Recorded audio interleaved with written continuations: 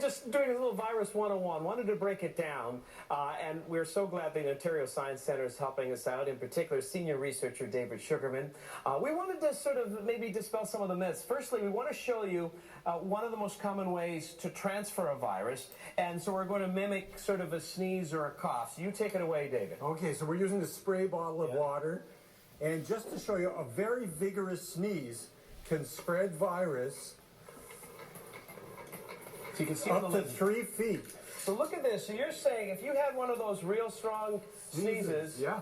I mean, although you may not feel it in terms of another person, it could go on your hand or your arm in an elevator, and that is now where you're carrying it. In your nose or in your mouth or in your eye. Sure. And you wouldn't really necessarily know. So this is one example, and we're going to continue to break down these. We're also going to give you a little model of what the coronavirus looks like. We'll have much more. Virus 101 with our friends here at the Ontario Science Centre. It's all coming up on CTV News at noon. Can I wash my hand now? You got some on me. Well, this is a little mock model of the coronavirus built by senior researcher David Sugarman. And there's a reason why these have little bumps. So explain that to us. Yeah, I chose these to show what the outside of the virus looks like under an electron microscope, magnified tens of thousands of times. Right. And the bumps on the outside of the virus actually look like the little bumps on a crown. That's why it's called the coronavirus, because corona means crown in Latin. So we have the virus, and you were talking about how it gets into your nose, because the virus wants that moist environment. It does. It could be in your nose, could be in your mouth and throat. It needs the moisture, and it's just, these molecules are made to attach to those membranes. So it can either attach to the outside, we'll pretend this plastic wrap is the outside of the cell, in your nose or throat, and it'll attach to it and then open up and release its genetic material. That allows it to multiply in your cell. Or the cell will engulf it, and then once it's inside, it'll open up, release the genetic material, and turn the infected cell into a virus factory. And it's just multiplying and multiplying. And that is not good news. We're going to have much more coming up with your full forecast. We're calling it Virus 101 with our friends here at the Ontario Science Centre. It's coming up next year on CTV News at noon. Stay with us. Wow. Lovely conditions for some outdoor activity this weekend. Nathan and I were already talking about what do we do this weekend? Lots to do, and the Science Centre an option, and the timing for you being there, Anwar, perfect. It really is. Really fascinating stuff. David always has some great illustrations on how to tell a story. You know, viruses are the most abundant entity on the planet, and very often much smaller than cells. We were talking about how the virus is injecting, and replicating. And you wanted to show another example of how that works using these balloons. So take it away. Okay, so let's pretend this balloon is a cell in your nose or throat. Okay. And these little rice bits are sticking. Oh, yeah, well, sort of sticking to the outside. So they've landed on, they've injected their material, and now they're using your cell as a virus factory. And after a while, the cell has been doing nothing but replicating viruses, and after a while, the cell bursts, and there's viruses in your nose, in your throat, going down into your lungs. When I'm coughing, when I'm sneezing, I'm putting it everywhere. Yeah, there's one on your shirt. See that? Exactly. So those viruses, and you may inhale 10,000 viruses, you're spewing out millions. Millions of them. Millions. And you were saying that the virus actually likes a cool, moist environment, and that's why the body tends to heat up with, say, a fever, trying to fight that, making it not a hospitable environment, right? Yeah, coronaviruses are one cause of the common cold. Mostly there are things called rhinoviruses, rhino for nose. Right. But yes, they like 33, 34 Celsius inside the body.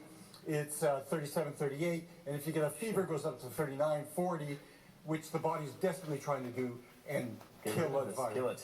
Now, say I sneezed into my hand, and I put some special glow germ on. If you want to use the black light, we'll show everybody at home, give you an idea. So, okay, so the difference, there's nothing on this side of the hand, but you can see you see the white there? Oh, you see that? See the traces of the white? Now, I'm going to grab my drinking bottle, and I'm drinking at work. I'm like, oh, I'm a trooper. It's okay. I'm fine. Now, if you want to show look at this. So now this is what's transferred. So if you were to grab my bottle and just move it off my desk, It can go on to you. I grab your bottle, and then I feel an itch in my nose, and I do this, or my eye, Right. or I go, I wonder about this. It's in my mouth and nose or eye. Right. I've got it. You've now given it to me. There has been studies on that, and they say on average a person touches their face about 26 times an hour, 23 to 26. So you don't think about it, but it's there, and you know, it's just simple touching of objects. So the key is, of course, to Wash your hands and keep your hands away from your face. David, you were saying the key here is to wash, and not just a quick thing. You're saying minimum how many seconds? 20 seconds. 20 seconds. 20 seconds. Some people say you sing happy birthday, but I've washed my hand here, and let's see if there's anything left. And that was just a really quick one. Look, it's still there. Yeah. You see that? And then you didn't do 20 seconds. No. It was about 6 seconds. So that's the key. All right, we're going to have more Virus 101 with our friends here at the Science Center. The main objective for a virus is to reproduce, to make more viruses. And quite often when that transition happens, there's a mutation. David, so you have a little illustration here. It's true. And some viruses mutate more than others. So here's the coronavirus model that we showed you before. Right. And then here, I'm pretending these two are also a different type of coronavirus. And notice they have different kinds of Crowns. supposed to be molecules on their surface. So they'll have different characteristics. And if I open them up, you'll see that I'm using little bits of Lego to show that the genetic material is somewhat different. So Notice? close, but they've mutated. They're Yes. different now. Exactly, and that could change how infective they are, how deep they can go into your lungs. And that's still what scientists are still trying to learn with this particular outbreak. So we'll continue to monitor this. We're going to have a forecast recap coming up live on location here at the Ontario Science Centre. Stay with us. Isn't that something so that Famous people players. Updating the latest on the coronavirus, the first confirmed patient in Canada has been released from Sunnybrook Hospital. We arranged the appropriate testing, which happened in a timely fashion, and they were admitted under our care using the appropriate precautions. The patient actually has continued to improve all week, and we reached a point where they were no longer requiring any inpatient care, and so they were discharged uneventfully this morning. The man in his 50s traveled to Toronto from China last week. Meanwhile, in BC, officials gave an update a short time ago. Among 114 samples, there have been no further positive tests there. One case was confirmed earlier this week. Meanwhile, Anwar's been giving us insights into the science of transmission. It's been an eye-opening hour, Anwar. not bad. And his model was pretty cool. Eh? It almost Yeah. looked like that graphic. Just before we wrap up, a lot of people use hand sanitizer. And David, you were saying not good. No, but alcohol really, there's no evidence that it kills viruses. In fact, a lot of viruses it doesn't kill. Right. So the danger is that it's going to give you a false sense of security. Right. The same with wearing a mask. Right. A lot of people are running after masks. In Hong Kong, they've run out of them. That gives you a false sense of security. It will not save you. The takeaway, wash your hands, and if you're sick, you stay at home at the end of the day, because how it gets passed around is from people passing it to another person. So if you think you're sick, stay home.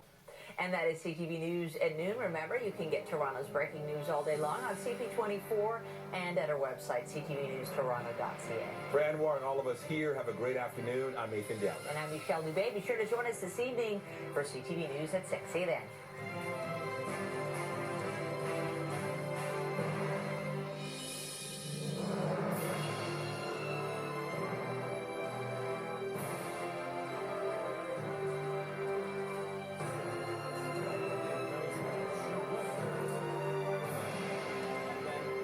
This would replicate over and over when it's in your nose? But Yeah, non-stop. inside the cells. Yeah, absolutely. And then it just goes. Yep.